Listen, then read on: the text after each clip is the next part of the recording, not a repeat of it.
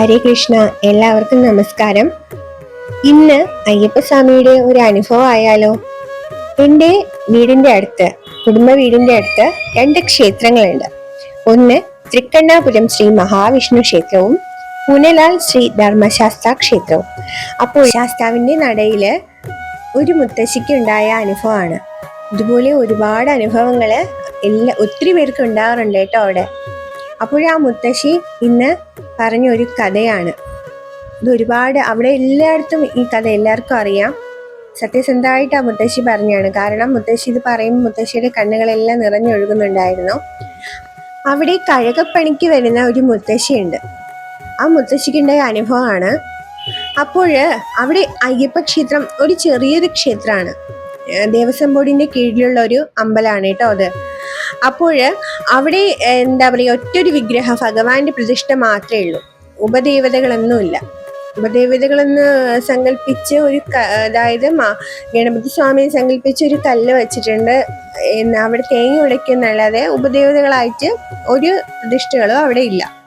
മഹാവിഷ്ണു ക്ഷേത്രത്തിലാണെങ്കിലും അങ്ങനെയാണ്. അങ്ങനെ അവിടെ ഈ 2 ക്ഷേത്രങ്ങളിലായിട്ട് ഒരു മുത്തശ്ശി വരും എന്നും കഴുകപ്പണി ചെയ്യാനായിട്ട്. അങ്ങനെ ഒരു ദിവസം മുത്തശ്ശി ഇതുപോലെ കഴുകപ്പണി എല്ലാം കഴിഞ്ഞിട്ട്, അന്നത്തെ ദിവസം നല്ല മഴയുണ്ടായിരുന്നു കേട്ടോ. മഴ കാരണം കറണ്ട് ഇല്ലായിരുന്നു, പവർ കട്ടായിരുന്നു. അങ്ങനെ മുത്തശ്ശി ഒരുപാട് വിഷമിച്ചു. കാരണം ഒറ്റയ്ക്കേ ഉള്ളു പോവാൻ. എന്നും വെളിച്ചമുള്ളത് കൊണ്ട് തന്നെ പോവാനും കഴിയും. ഇന്നത്തെ ദിവസം വെളിച്ചമില്ലല്ലോ. അത് മാത്രമല്ല മഴ കാരണം ഒത്തിരി ഇരുട്ടുകയും ചെയ്തു. അങ്ങനെ ഭഗവാനെ വിളിച്ച് പറഞ്ഞു, നടയെല്ലാം അടച്ചു, എല്ലാരും പോയി കേട്ടോ. ഭഗവാനെ വിളിച്ചു പറഞ്ഞു, ഭഗവാനെ ഞാൻ ഇന്ന് എങ്ങനെയാണ് എൻ്റെ അയ്യപ്പ ഞാൻ വീട്ടിൽ പോകണത്? ഒറ്റയ്ക്ക് പോകാൻ എന്ത് ബുദ്ധിമുട്ടാണ്. അതുപോലെ തന്നെ വെളിച്ചമില്ല, വലിയ ബുദ്ധിമുട്ടാണ്. എങ്ങനെ പോകുമെന്ന് വിഷമിച്ച് മുത്തശ്ശി എന്ത് ചെയ്തു, എന്തായാലും കുഴപ്പമില്ല എന്ന് പറഞ്ഞ് ഗേറ്റെല്ലാം പൂട്ടി ഇറങ്ങി കേട്ടോ വീട്ടിലോട്ട് പോകാനായിട്ട്. അങ്ങനെ അമ്പലത്തിൽ നിന്ന് 2-3 അടി നടന്നപ്പോൾ പുറകിൽ നിന്ന് ഒരു വിളി, മുത്തശ്ശി എന്ന് വിളിച്ചു. പറഞ്ഞു, മുത്തശ്ശി നടന്നോളൂ. ആരാ നീ എന്ന് ചോദിച്ചപ്പോൾ പറഞ്ഞു, ഞാൻ കണ്ണനാണ് മുത്തശ്ശി, നടന്നോളൂ എന്ന് പറഞ്ഞു. അപ്പോൾ മുത്തശ്ശി, കണ്ണനോ? ആ ശരി എന്ന് പറഞ്ഞു. കാരണം എന്ന് വെച്ചാല് അവിടെ ഒരു കണ്ണൻ എന്നുള്ളൊരു കുട്ടിയുണ്ട് കേട്ടോ. അവനെന്നാ മുത്തശ്ശി വിചാരിച്ചത്.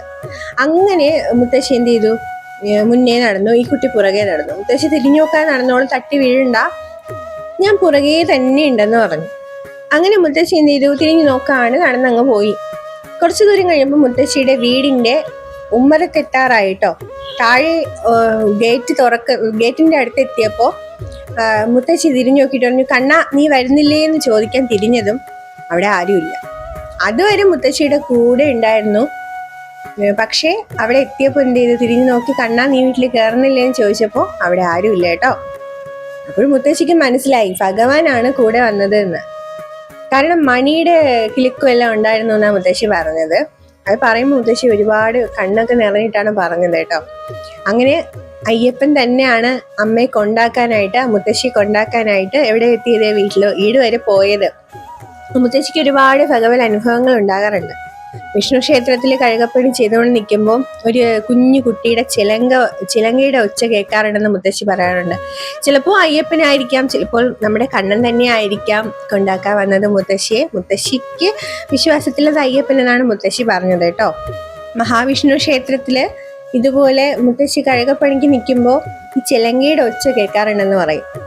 കാരണം ഉച്ച സമയത്തൊക്കെ മുത്തശ്ശി വന്ന് എന്ത് ചെയ്യാറുണ്ട്, മാല കെട്ടി വെക്കാറൊക്കെ ഉണ്ട് വൈകിട്ടത്തെ പൂജയ്ക്കായിട്ട്.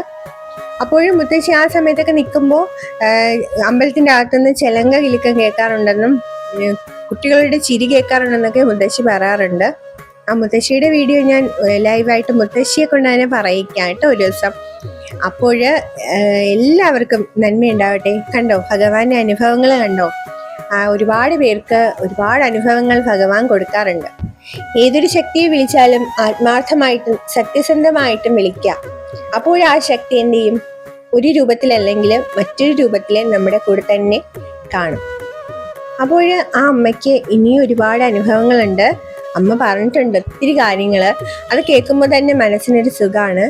ആ ഒരു മുത്തശ്ശിക്ക് എല്ലാ നന്മകളും ആയുരാരോഗ്യവും ഭഗവാൻ കൊടുക്കട്ടെ എന്ന് പ്രാർത്ഥിച്ചുകൊണ്ട് എല്ലാവർക്കും വൃശ്ചിക മാസം വ്രതമെടുക്കുന്ന അയ്യപ്പ ഭഗവാനെ കാണാൻ പോകുന്ന എല്ലാവർക്കും കോടി പുണ്യം ലഭിക്കട്ടെ എന്നും എല്ലാ ആഗ്രഹങ്ങളും സഫലമാകട്ടെ എന്നും പ്രാർത്ഥിച്ചുകൊണ്ട് ആ വിഷ്ണു മഹേശ്വര പുത്രനെ നന്നായിട്ട് ദർശിക്കാൻ സാധിക്കട്ടെ എന്ന് പ്രാർത്ഥിച്ചുകൊണ്ടും നിർത്തുന്നു.